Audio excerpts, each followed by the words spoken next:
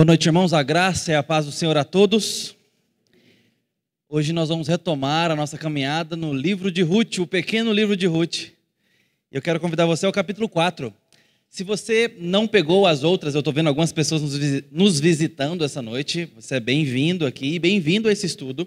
Não se preocupe, nós temos a preocupação de termos uma unidade de leitura completa a cada exposição, ainda que sequencial. E hoje não será diferente, nós vamos ao capítulo 4 e vamos estudar aqui 12 versos do capítulo 4. É a nossa penúltima exposição bíblica nesse pequeno livro. E vamos encerrar com a graça de Deus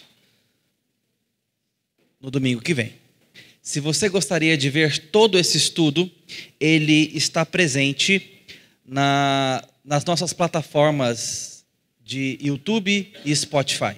Você vai poder ter ali esse material para estudar. E eu te convido e encorajo a fazer isso sim, para o seu discipulado, para o seu enriquecimento na fé. Estude a Bíblia conosco e você pode pegar ali as outras exposições bíblicas das demais porções. Que Deus te abençoe nesse sentido e nessa jornada. Mas hoje nós vamos ao capítulo 4. Ruth, capítulo 4, versos 1 a 12. Ouça a palavra do Senhor.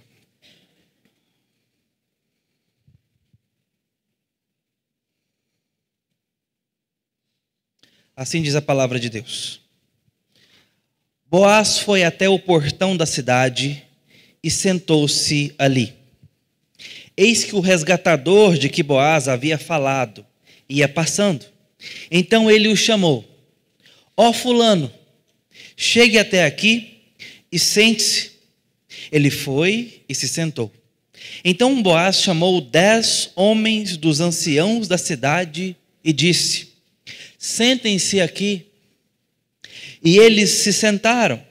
Boaz disse ao resgatador: Noemi, que voltou da terra dos Moabitas, pôs à venda aquele pedaço de terra que foi de nosso parente Elimeleque.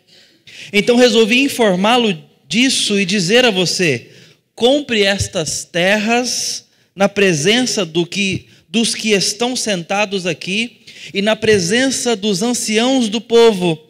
Se você quer resgatá-las, faça isso. Se não, diga, para que eu o saiba, porque não há outro que possa resgatá-las a não ser você e depois de você eu. Então ele respondeu: eu vou resgatar estas terras. Boaz, porém, lhe disse: no dia em que você receber essas terras da mão de Noemi, também terá de receber Ruth, a Moabita, já viúva, para perpetuar o nome do esposo falecido na herança dele. Então o resgatador disse: nesse caso não posso fazer o resgate, para não prejudicar a minha própria herança. Faça você uso do meu direito, porque eu não poderei fazê-lo. Este era antigamente o costume em Israel, quanto a resgates e permutas. Quem queria confirmar o negócio, tirava a sandália do pé e a entregava ao outro. E assim que se confirmava o negócio em Israel. Por isso, quando o resgatador disse a Boaz: faça você o resgate, tirou a sandália do pé. Então Boaz disse aos anciãos e a todo o povo: hoje vocês são testemunhas de que comprei de Noemi tudo que pertencia a Elimeleque, a Quilion e a Malom. E também tomo por esposa a Ruth, a Moabita, que foi esposa de Malom, para perpetuar o nome deste sobre a sua herança, para que este nome não seja exterminado dentre os seus irmãos e do portão da cidade. Hoje vocês são testemunhas disso. Todo o povo que estava no portão e os anciãos disseram: somos testemunhas. E disseram a Boaz: que o Senhor faça essa mulher que está entrando na sua família, como fez a Raquel e a Lia, que edificaram a casa de Israel, e que você, Boaz, seja um homem poderoso em Efratá, e que o seu nome se torne famoso em Belém. que com os filhos que o Senhor lhe der dessa jovem, a sua casa seja como a de Pérez, o filho que Tamar deu a Judá. Amém. Essa é a palavra do Senhor. Vamos buscá-lo em oração, irmãos. Ó Deus bendito, nos colocamos na tua presença, curvados diante da tua vontade, carentes, ó Deus, do Senhor, carentes da tua luz, da tua iluminação sobre nós.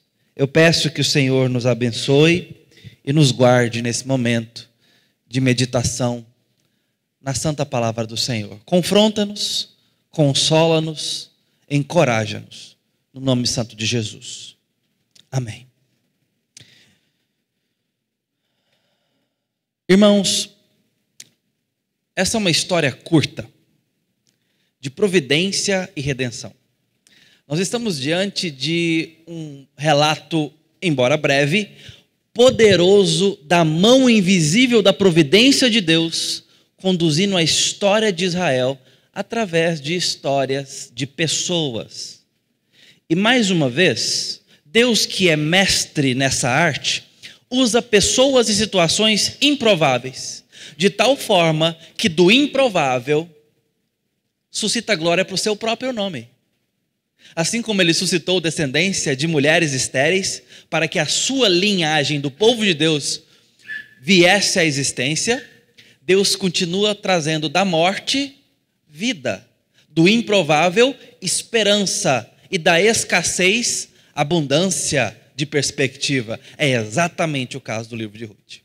Aliás, o livro começa exatamente com esta circunstância: fome e escassez. Belém, a tradução, casa de pão, está sofrendo por fome. Não por menos, mais uma vez, o ciclo dos juízes, contexto esse do período de Ruth, o contexto em que os juízes governavam sobre Israel.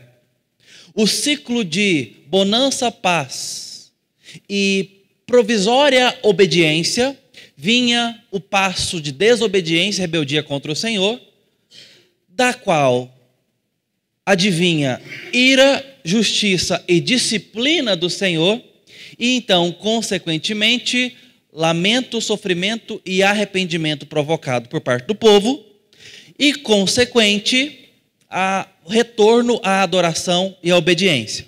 Resultado, bonança e paz. Adivinha? Tudo começa de novo. Depois da bonança e paz e temporária obediência, desobediência, disciplina do Senhor, tristeza, arrependimento e retorno à adoração, bonança e paz. E assim se repete, e repete, e repete. Então, o contexto em que nós estamos vivendo no capítulo 1 de Ruth é o contexto em que a disciplina é a vigente fase do momento. Fome. Não é a primeira vez que Deus castiga o povo dele com fome por conta da rebeldia do coração. Mais uma vez, a mão do Senhor se levanta sobre o povo dele para os exortar e os demover dos seus maus caminhos, para lhes trazer o coração de volta, para lhes virar o rosto para si e não as costas do povo dadas. E Deus, mais uma vez, está suscitando o temor ao seu nome, pesando a mão e castigando o seu povo, na disciplina justa e bondosa de Deus. Mas acontece que um homem chamado Elimelec, essa expressão em hebraico para o nome dele, que significa Deus é rei, ou Deus é o meu rei. É uma possibilidade ainda de se tornar pessoal a coisa. Seja qual for a tradução literal ou um pouco mais adaptada no nome desse homem, ele não reconhece o reinado e o governo ativo de Deus naquele momento.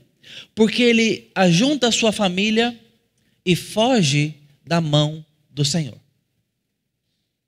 E não se adiante a atirar suas pedras mais pesadas sobre a cabeça de Elimelec, porque no papel dele, talvez eu e você fizéssemos exatamente o mesmo.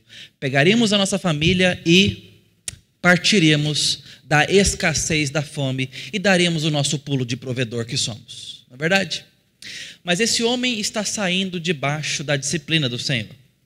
E por mais que, como bons pais e maridos provedores que somos, daríamos o nosso pulo, se conscientes da disciplina amorosa de Deus fizéssemos ainda o mesmo movimento, deflagraríamos rebeldia contra esse Deus Rei. Tal como a criança que não aceita a advertência do pai e da mãe, e muito menos a sua repreensão. E você então tem que lidar com a situação como talvez na casa de vocês, você escutou quando era criança. Se correr, é pior. Eu nunca tive coragem de correr dos brados do meu pai, nem da vara depenada da minha mãe. Se ela falasse, você vai apanhar agora, Deus me preservou dando o magnetismo de ir até ela. Mesmo que todas as minhas forças gritassem, fuja, corra, é cilada. Mas eu sempre fui até ela. Acho que Deus me levou para que eu apanhasse menos. Não que eu não apanhasse, mas eu acho que se eu corresse, seria pior. Aliás, café da manhã e vara lá em casa era cotidiano na minha infância. Então, funcionou, deu certo. Algumas coisas eu aprendi logo cedo. Elimeleque foge. E como a mãe que dobra a aposta para o filho que corre, ele prolongou o sofrimento da família. Porque eventualmente esse homem agora em Moabe. Moabe, povo esse que recusou, quando o povo de Deus saiu do Egito com fome e escassez, dar pão e água para o povo de Deus. Elimeleque sai da casa de pão e vai para Moabe levar sua família. Irônico, não? O homem que considera Deus como rei foge da casa de pão e vai para uma terra que no passado negou o pão ao povo de Deus. E em vez de achar clara provisão, a situação parece não ter sido tão boa e tão óbvia. Porque o fato é que ele morre. E depois de ter gerado 2 filhos, Malom e Quilion, esses também morrem após ter casado com Orfa e Ruth. Agora 3 viúvas. E por que a situação parece não ter sido obviamente melhor do que a de Israel, que passava fome? Porque essa mulher não vê a hora de ir embora. E parece ser uma pessoa sofrida na vida. Bastasse o fato de ter perdido o marido e os filhos. Bastasse o fato. Mas essa mulher parece que além disso está longe de casa, está longe do povo, está longe da família, está longe dos amigos, está longe da igreja, me permita o anacronismo. E é importante destacar esse ponto porque nesse contexto do Israel antigo, é diferente do que é no Novo Testamento e é diferente do que é para nós hoje. Onde a aliança de Deus transborda a sua graça, onde acessamos a lei, onde acessamos os benefícios do pacto, da comunhão com o povo de Deus, das bonanças de Israel, das promessas. Hoje é em qualquer lugar que o povo de Deus se encontra, não é verdade? E é assim também no Novo Testamento, a nova aliança que Jesus completa. No Antigo Testamento, tudo isso era desfrutado, mas ainda era condicionado a uma geografia, era condicionado a uma cultura local. O Israel de Deus era definido por um povo bem específico, e a lei de Deus se dava ali, bem como a sua revelação, o desfrute da revelação, a obediência, a criação dos filhos, a igreja estava presente ali. Era ali que Deus se manifestava, era ali que Deus pesava a sua mão quando precisava exortar e corrigir, mas era ali também que Deus abençoava quando tinha de abençoar, quando o povo se arrependia, era ali que o pacto era desfrutado, as bonanças do pacto, os meios de graça e tudo mais. Era no convívio de Israel. Elimeleque se afastou disso. Agora Noemi, a sua esposa viúva, está vivendo mais de 10 anos longe de toda a luz da aliança de Deus. Até que chegaram algumas notícias surpreendentes.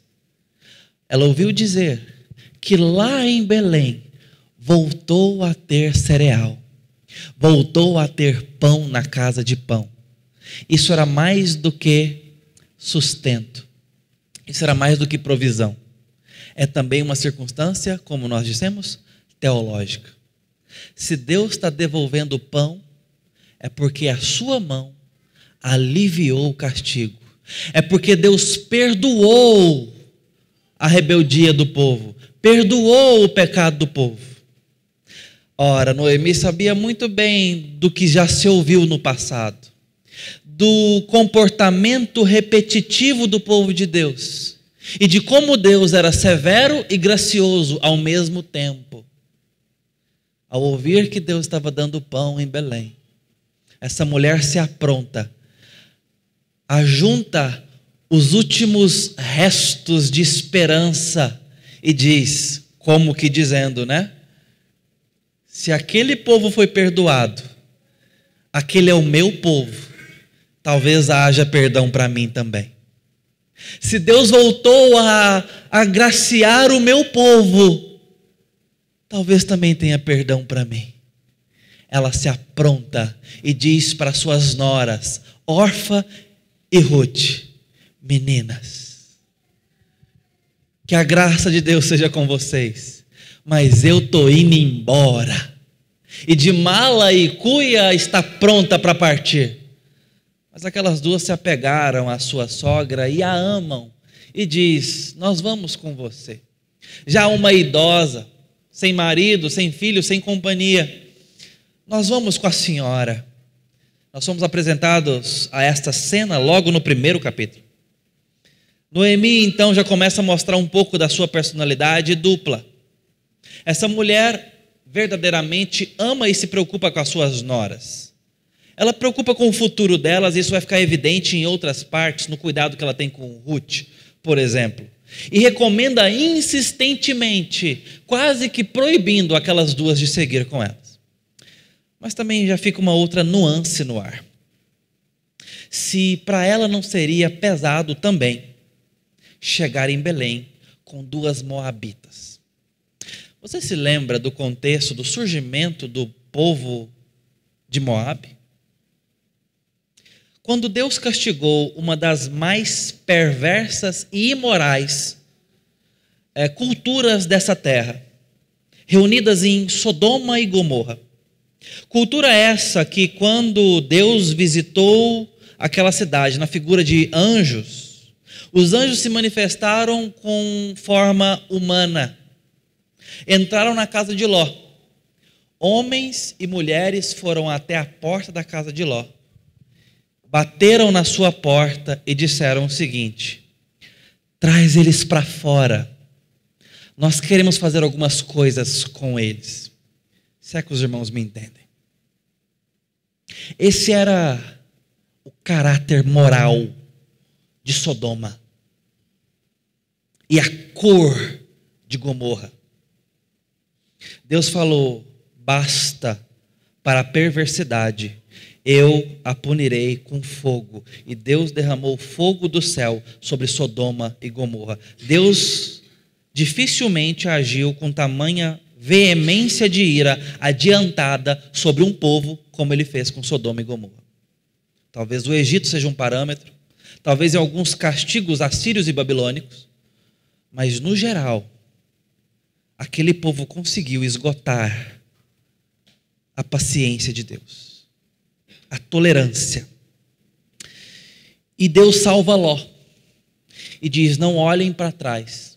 Ló sai com a sua família. A sua esposa não resiste e olha para trás da condenação de Sodoma e Gomorra e vira uma estátua de sal. Mas as duas filhas seguem viagem e eventualmente estão encavernadas com o pai. E vendo a morte, e eu quero que você preste atenção nisso agora, do nome delas, morrendo com o pai já idoso, elas decidem embriagar o pai para suscitar descendência. Estou falando com filtros. Tem crianças nos escutando. E uma das filhas vai dar descendência. Adivinha o nome da criança? Moabe. Dali sairá o povo moabita. Volta para Noemi na estrada, insistindo para as meninas: não vão comigo não. Agora pense por esse lado. O texto não nos deixa isso claramente explícito, mas é uma possibilidade tangente. Chegar em Belém com essas duas, já vai ser difícil para mim ter que colocar a humildade em dia e entrar em Israel, quando todo mundo passou pela ira de Deus, passou pela disciplina da fome, e agora eu chego aqui como quem passou umas férias fora. Já vai ser difícil. Agora, chegar com duas moabitas na capanga, é como que colocaram uma placa na testa: olha o que eu fiz. Eu não só saí daqui, como dei meus filhos para se casarem em Moabe. Pense por esse lado também. E essa mulher veementemente insiste com elas, a ponto de convencer a órfã, que diz: tá bom, justo, eu voltarei para minha casa, eu voltarei para a casa dos meus pais. E ela disse: volta, arrume um marido, vocês são jovens. E ela nessa hora ainda despede órfã e Noemi da seguinte forma: volte para os seus deuses. Ela deixa aquela menina como moabita que é. Ela convenceu órfã, mas não conseguiu convencer Ruth. E a razão é o primeiro grande brilho desse texto. Porque Ruth diz: eu não irei. E Noemi diz: volta atrás junto com órfã. Vá para os seus deuses, vá para o seu povo. A razão de Ruth é surpreendente. E um coração que pensa só em si talvez não seja capaz de perceber o que está acontecendo com aquela mulher. Aquela jovem mulher viúva, Ruth. E a primeira grande declaração de fé do texto é declarada: não, eu vou contigo para onde for. O teu povo será o meu povo. O teu Deus será o meu Deus. Onde morreres, aí também morrerei eu. Ruth está declarando fé em Yahvé. Ruth está dizendo: a partir de agora, o povo de Israel será o meu povo, e eu sequer conheço esse povo. Onde você morrer, não é quando, ela não vai morrer de desgosto, é onde você morrer, minha sogra, neste lugar eu também morrerei. Sabe por quê? Porque eu estou indo para não olhar para trás.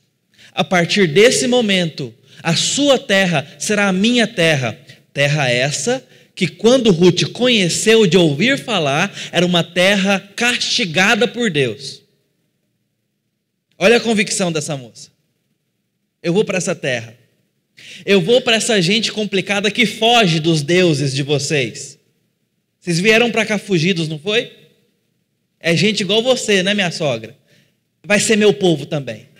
Vai ser minha gente. E essa terra será a minha terra. E esse povo será o meu povo. E eu vou para morrer nesse lugar.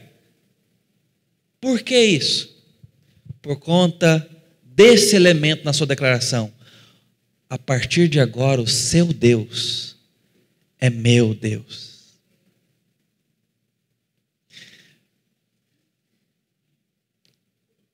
Ruth está dizendo que Deus a alcançou. Como que isso foi acontecer? Ora, se não foi no testemunho daquela família fujona e teimosa. Aquela família que fugiu da mão do Senhor ainda carregava a lei do Senhor no coração, ainda era filho de Deus, ainda carregava o evangelho por onde foram. Talvez Noemi, eu acredito que principalmente Noemi, testemunhou da palavra de Deus. O fato é que essa mulher foi alcançada pela graça. Ruth declara fé em Yahvé, dizendo: o que aconteceu comigo, sogra, é irreversível, como quem nasce de novo, não dá para desnascer. A partir de agora, é espiritual, o seu povo é meu povo. Lembra que é geográfico? Eu vou para lá. Eu preciso estar lá. Ninguém demove essa mulher. Noemi não celebra o testemunho que ela está vendo. Noemi não faz festa. Noemi não glorifica o nome do Senhor diante daquela conversão clara e pungente diante dela. Ela meio que se consola e, vendo que não podia insistir mais, segue. É como se o texto estivesse dizendo para nós: Noemi desistiu e disse: tá bom, então vamos. O texto segue e essas mulheres chegam próximo a Belém. Noemi ainda é uma senhora experimentada e madura. Seus planos e estratégias ainda vão se mostrar mais afiados. E elas se atracam ali perto da terra de um resgatador, estrategicamente. É a terra de Boaz, um homem cujo nome é famoso pela sua virtude, pela sua bondade e pela sua disponibilidade. Talvez já com uma idade avançada, porque ele menciona isso para Ruth, mas está disponível. Então Ruth vai colher nos campos de Boaz. E aquelas que um dia padeceram numa peregrinação difícil, e aquela Noemi que saiu de uma terra que não tinha cereal, agora veem que das espigas que caem, há esperança, pelo menos para o estômago, a semente que cai no chão. E ela começa a colher nos campos. Boaz percebe e vê o bom comportamento e a conduta daquela mulher e demonstra bondade para com ela.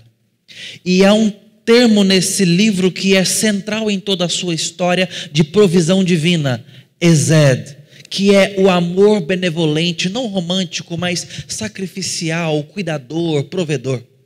A Esed de Boaz se manifesta pela primeira vez ao permitir que ela colha e a falar para os seus funcionários: deixem cair das melhores espigas, para que ela colha do melhor nosso. E então essa mulher volta cada vez mais abastecida para casa e diz: sogra, olha o tanto que colhemos, Deus está cuidando de nós. E Noemi sabe mais do que Ruth, até que Ruth descobre: ele é um resgatador nosso. Noemi tem um plano pronto. É mesmo, minha filha? E como que enxugando a mão nos avental, senta aqui que eu vou te falar uma ideia. Você vai fazer o seguinte: você se embeleza toda essa noite, dá uma caprichada na Mary Kay, passa o seu perfume, e de madrugada você vai lá na eira. A eira é afastada da casa, onde se colhe no campo e guarda lá. É o celeiro. E ali dormia ou o capitão, ou o gerente, ou o proprietário. E ali estaria Boaz dormindo, vigiando a colheita. Noemi então começa com uma subversiva ideia, um tanto quanto ambígua. Você vai se produzir, você vai chegar de mansinho, e depois que ele tiver alegre de vinho, você vai até os pés dele dormindo, descobre os pés dele, e quando ele acordar, deixa que ele lhe diga o que fazer. Certamente Ruth está com os olhos desse tamanho aqui. Mas é isso mesmo, sogra? É. confia.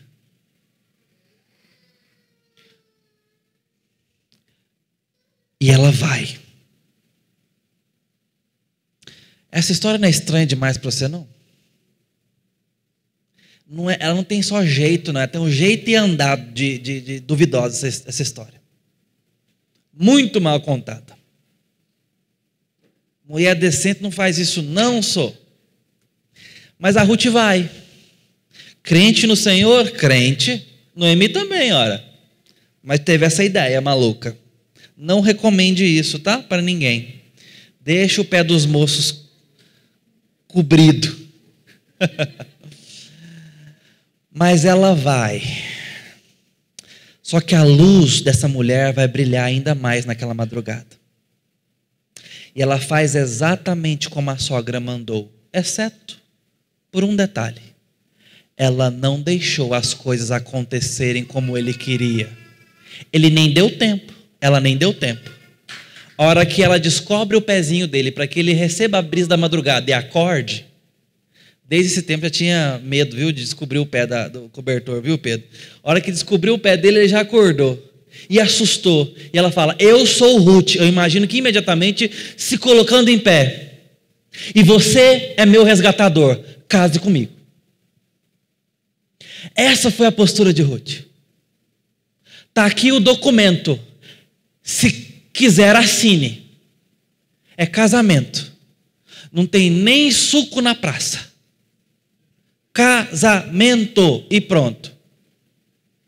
Imagina essa mulher tremendo, propondo o casamento para um homem de boa fama, virtuoso, bem falado, rico.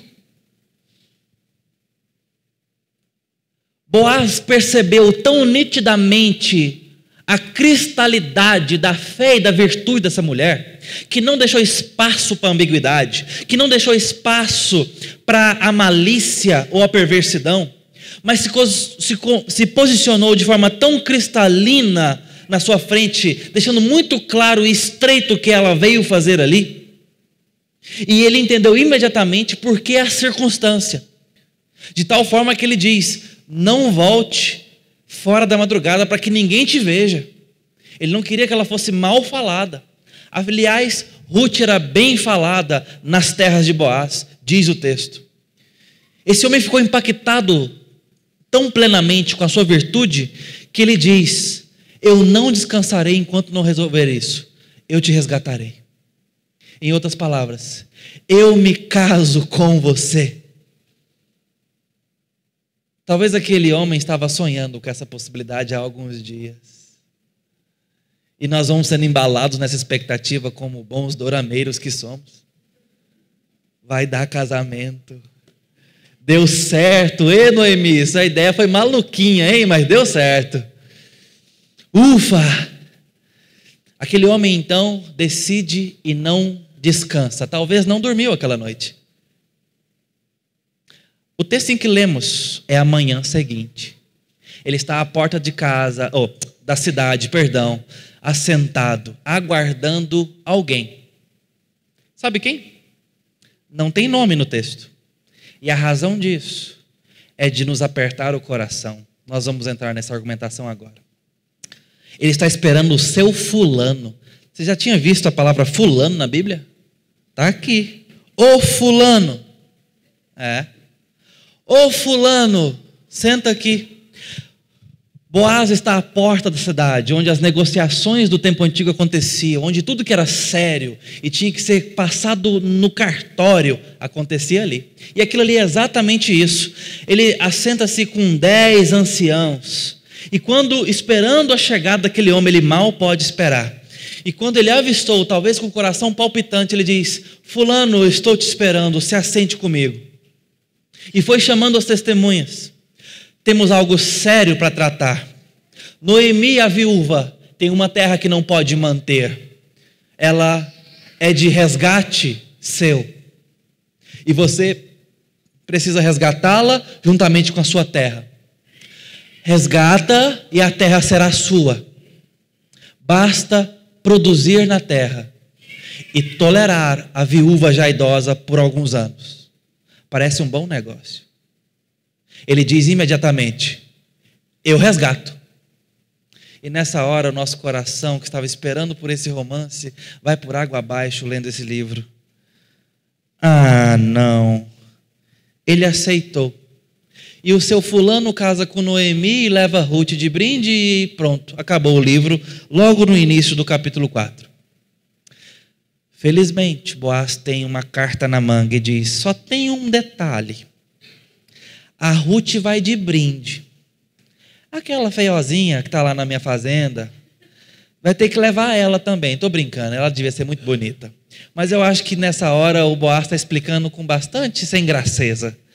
Vai ter que levar a Ruth. E a Ruth é o seguinte: resgatá-la significa que você vai cuidar da terra delas por causa dos maridos, dos filhos de Noemi que morreu. E você então vai suscitar o nome de Quilion. E nesse momento, quando você levar Noemi, vai Ruth e a responsabilidade da Ruth. Ou seja, quando ela tiver filhos, a terra é dela. E o nome do marido falecido vai ser resgatado. É isso que é o nosso resgate. Se você não quiser, eu vou ter que fazer. Nessa hora, esse homem muda de ideia imediatamente. Por quê? Porque o que parecia ser um bom negócio, uma terra para ganhar, a partir desse momento era algo a perder. Porque ele simplesmente iria investir para que outro colhesse os rendimentos. Espera aí, então resgatar a Noemi significa que eu vou ter que cuidar de duas, e quando Ruth tiver filho, as terras que eu vou estar investindo e cuidando vão para os filhos delas, perpetuando o nome do falecido marido? Uai, ô Boaz, desse jeito eu vou continuar sendo o seu fulano para sempre? É o nome do marido dela que vai ser mantido. Não quero não. Faz o seguinte, casa você com ela. E Boaz fala: já que você insiste. E Boaz ergueu-se e diz: hoje vocês são testemunhas que me caso com Ruth e resgato Noemi. E sai dali com um casamento para acontecer. Nessa hora, Boaz expande a maior largura da sua Ezed, o seu favor sacrificial. Sim, ele está se casando com uma mulher linda, certamente muito virtuosa. E tal qual a mulher virtuosa de Provérbios, que é bem falada nas portas da cidade, Ruth é bendita. Nesse momento, as pessoas ao redor de Boaz, o que denota uma boa fama de Boaz, ele era bem quisto entre as pessoas, eles declaram bênção sobre Boaz e diz que estas sejam benditas como Raquel e Lia foram para nós, nossas matriarcas, e fundaram o nosso povo. Que Ruth seja bendita e que você seja famoso, Boaz, seja grande, Boaz, e que do ventre de Ruth seja a benevolência sobre nós. Essa bênção proferida vai ser atendida detalhadamente pelo Senhor. Nesse momento, eu e você voltamos à ideia do nome, porque o que acontece aqui é o que talvez assombrava o povo da Grécia Antiga. Você se lembra do filme Troia, onde o guerreiro mítico Aquiles, assombrado pela sua perda de reputação possível, diz o seguinte: os homens são assombrados com a vastidão da eternidade. Então nos perguntamos, será que nossas ações ecoarão ao longo dos séculos? Será que estranhos ouvirão o nosso nome muito depois de partirmos e imaginarão quem nós éramos, quão bravamente lutamos, quão fortemente amamos? Será que se lembrarão de nós? A ideia do nome. Os nomes que não viram nome de rua ou nome de praça se perderão na história. Pessoas um dia não serão lembradas e um dia dirão o seu nome uma última vez. A questão que fica é: como ter um nome duradouro? Talvez você pode dizer agora, finalmente, dizendo: eu não me importo muito com isso. Talvez não. Mas certamente te incomoda muito quando você descobre que falaram mal de você. E você é capaz de tornar inimigo de alguém porque essa pessoa ousou falar mal de você. Já imaginou ficar sabendo, ou já tem experimentado isso, que alguém que você ama falou mal de você para outro, nas suas costas? Isso é uma mancha contra o nosso nome, reputação, fama. Eu sei que nós podemos nos desmoronar facilmente. Não se apresse em dizer que não se importa com isso. Quer ver outra forma que isso nos pega muito? Nossos filhos. Desde cedo nós treinamos os nossos filhos para que o nome deles seja grande. Não necessariamente famosos, não é esse o ponto. Mas nós fazemos tudo para que eles sejam bem-sucedidos. Para que sejam reconhecidos. E nós gostamos de ser reconhecidos e queremos que os nossos filhos sejam reconhecidos. A nossa geração, diga-se de passagem, é uma geração que isso custa muito valor. O ter audiência e reconhecimento.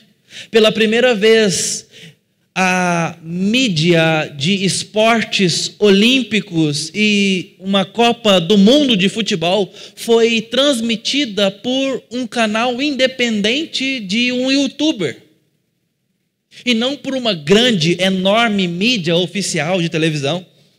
Não exclusivamente, pelo menos. Porque há audiência com alguns jovens. Há adolescentes ficando podres de rico. Porque são pessoas que chamaram atenção para si. E ganharam grande audiência e notoriedade. Isso pouco tem a ver com capacidade e talento. Isso é outra história. Há um aluno essa semana que provou para o seu professor de comunicação que conteúdo não tem nada a ver com fama. E ele mostrou num experimento social que ele conseguiria fazer a sua conta recém-criada de Instagram, chegaria a 10 mil seguidores apenas com uma fatia de pão caindo. E todos os dias ele postou uma fatia de pão que caía, a mesma vídeo. O mesmo conteúdo, não era diferente não, para você saber quais as possibilidades da fatia de pão cair, às vezes assim, às vezes assim. Não, é a mesma. O pão cai. Já tinha muito mais de 10 mil seguidores. O perfil da fatia de pão que cai. Então nada tem a ver com talento, nada tem a ver com conteúdo, nada tem a ver com valor agregado, nada. Eu não estou dizendo que essas coisas não são importantes e que não chamem a atenção. Mas a fama não está diretamente relacionada a isso. E talvez para a nossa geração ainda queremos pensar em concurso público para os nossos filhos.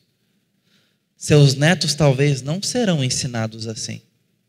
Talvez o sonho dos seus netos, dos seus filhos para os seus netos, é o seguinte: não, eu quero que o meu filho tenha 1 milhão de seguidores. Esse é o sonho de vida para o meu filho. Já pensou nisso? Faz todo sentido, gente. Talvez o primeiro presente que os seus netos vão receber, ou os netos dos seus filhos vão receber, talvez, o futuro vai mudar tudo isso, mas me entenda bem, vai ser um tripé, uma ring light e um celular. Aqui, meu filho, para você ganhar na vida, vencer na vida. Fama. Hoje isso vale ouro. Isso vai passar. Vai mudar, mas hoje é isso.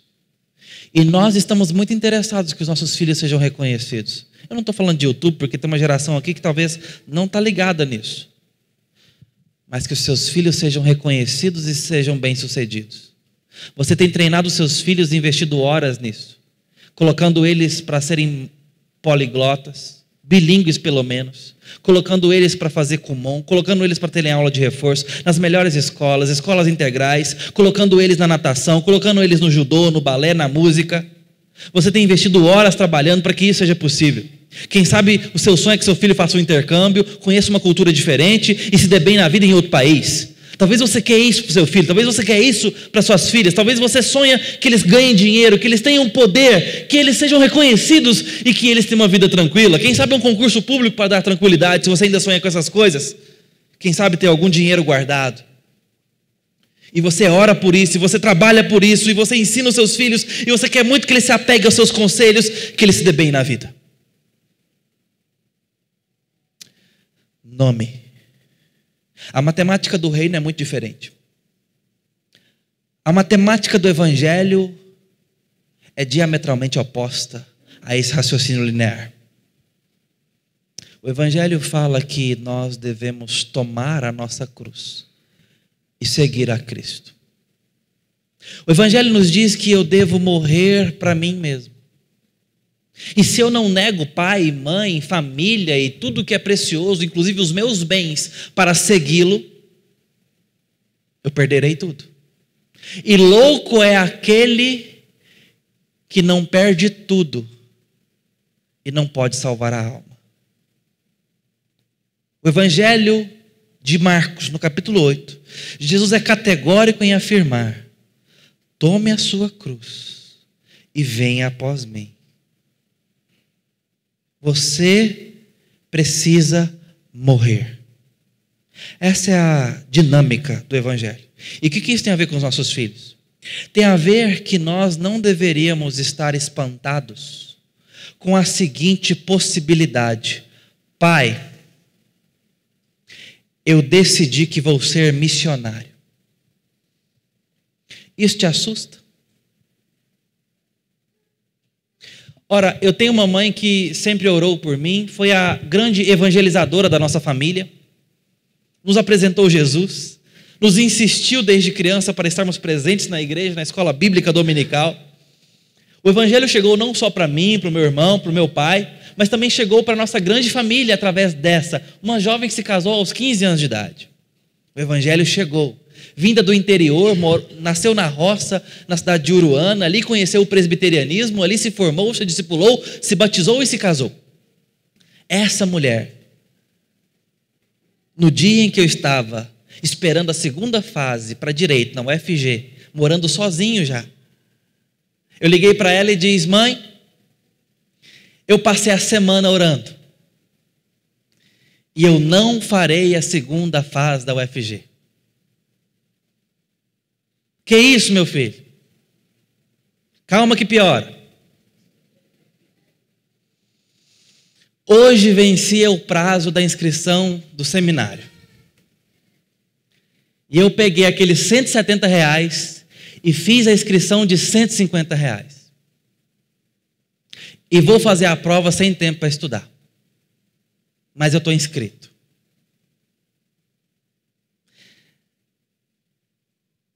Essa foi a resposta dela. Constrangedor, não? Eu também fiquei calado. Eu queria assumir, mas era só uma chamada de telefone. Mãe, e a voz embargada: oi, meu filho, a senhora achou ruim? Não é isso. É que você sabe que a vida de pastor é difícil. Fala: tá, mãe, mas é que Deus falou para mim que é agora. Eu não sou pentecostal não, tá? Mas Deus falou. Ela: tá certo, meu filho, vai ser bênção, vai dar tudo certo, vamos orar. Bom, eu fui para o seminário, passei na prova, mesmo sem tempo para estudar. Os seus filhos não precisam ser missionários e pastores para honrar o que nós estamos conversando aqui. Mas é uma boa forma de confrontar o nosso coração. Você imagina o seu filho falar o seguinte: estou deixando a faculdade de medicina porque eu vou para o seminário ser pastor de igreja no interior? Isso te ofende? Está tudo bem ofender. É por isso que Jesus falou que a gente tinha que morrer. O evangelho está aqui para nos tratar nesse sentido mesmo. E está tudo bem ser médico. temente ao Senhor. E Deus pode dar uma missão sendo médico, sendo empresário. Pode, claro que pode. Os evangelistas são profissionais, e você percebe isso em Marcos, você percebe isso em Lucas, no próprio Paulo. Grandes missionários e profissionais ao mesmo tempo. Não é esse o ponto. O ponto é se nós estamos dispostos a discipular os nossos filhos para sofrerem pelo Evangelho, e não para ter um nome célebre, mas para que eles façam o nome de Jesus grande. Esse é o ponto. É por isso que eu estou argumentando por esse viés da missão integral, do ministério, para ficar claro o meu ponto. Se os nossos filhos estão indo para o mercado de trabalho por causa de Jesus e da missão da igreja militante, ou se eles estão indo para serem bem-sucedidos. Eu faço essa pergunta e emendo com a segunda, para retornarmos ao eixo. O que isso tem a ver com Boaz? Tem a ver com Boaz, que Boaz não ousou fazer o seu nome grande, mas se sacrificou em prol da justiça e do bem ao próximo, resgatando aquelas mulheres a prejuízo do seu bolso e do seu próprio nome. E o que aconteceu é que esse homem colocou o seu nome nas páginas da Escritura, e até hoje é lembrado como o antítipo de Cristo nessa história, porque ele se esvazia como Cristo se esvaziou e teve condição legal de resolver o problema do resgate do povo de Deus, assim como Cristo tinha uma posição legal de resolver o nosso problema para resgatar o povo de Deus. Ele então se coloca na condição apta para aquilo, resolve o problema com seu fulano. Cristo se encarna e se coloca na posição apta para resolver o problema de resgate de muitos. Ele agora tem o prejuízo financeiro, do nome e social. Cristo tem o prejuízo da humilhação, da encarnação, do sofrimento, da obediência, da morte de cruz, para resgate de muitos. Boaz e Cristo são colocados de forma antítipa para nos mostrar o que Cristo está fazendo conosco. Ele vem nos resgatar, se humilhando e se esvaziando. Acontece que o que Boaz está fazendo faz com que eu e você pensemos que o seu fulano era a figura de prioridade nessa trama, e porque não estava disposto a perder para ganhar, é tratado como seu fulano nesse livro. Para não perder o seu nome, ele é sequer mencionado nessa história com o seu próprio nome. Muitas vezes, querendo a glória desse mundo, nós perderemos brilhos eternos. Nós precisamos tomar cuidado pelo que estamos correndo, para onde estamos correndo e o que estamos buscando e gastando a maior parte do nosso esforço, sonho e até oração. Acontece que Boaz aponta para Cristo e Cristo aponta para o nosso descanso. Noemi ganhou descanso, favor, uma casa para morar, comida e até uma descendência. Foi completamente revigorada e pode descansar. Ruth ganhou um marido, ganhou favor, ganhou amor, ganhou proteção e pode finalmente descansar. Cristo amou a igreja, se casou se dando a marido pela igreja, nutre a igreja, dá vida abundante, caminha com a igreja, trata a igreja e dará descanso final. Nós somos a igreja que peregrina, mas temos uma aliança com Cristo. Ele nos encaminhará para o descanso final. Até lá, nós o honramos, nós trabalhamos pelo seu nome, nós honramos o seu nome. O esforço nosso deve ser para fazer o nome dele grande. O nosso esforço, a nossa prioridade, as nossas escolhas deve ser não para fazer o nosso nome célebre, como o povo de Deus no tempo, não o povo de Deus, mas o povo da época de Babel, quis fazer uma torre aos céus para que o seu nome alcançasse os céus. Os nossos esforços serão confundidos pelo Senhor se o nosso foco de vida é o nosso nome ser grande. Mas enquanto trabalharmos para o nome dele, ele providenciará para nós bênção e descanso. É isso que aconteceu nessa história da mão invisível da providência. Pessoas que trabalharam pelo bem do próximo, contou com Deus trabalhando para o seu próprio bem. É isso que está acontecendo aqui. E Boaz se prepara para casar. Mas esse é assunto para o próximo domingo. Eu aguardo todos aqui para nós estudarmos a palavra de Deus. Vamos orar. Ó Deus bendito, nós nos colocamos com humildade diante do Senhor, pedindo que o Senhor nos agracie com luz e obediência, com temor, ó Deus.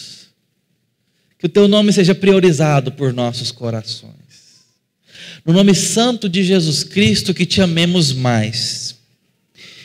Que nossa família, nossos esforços, nosso trabalho, nossa vocação glorifique o Senhor em primeiro lugar. No nome santo de Jesus. Amém.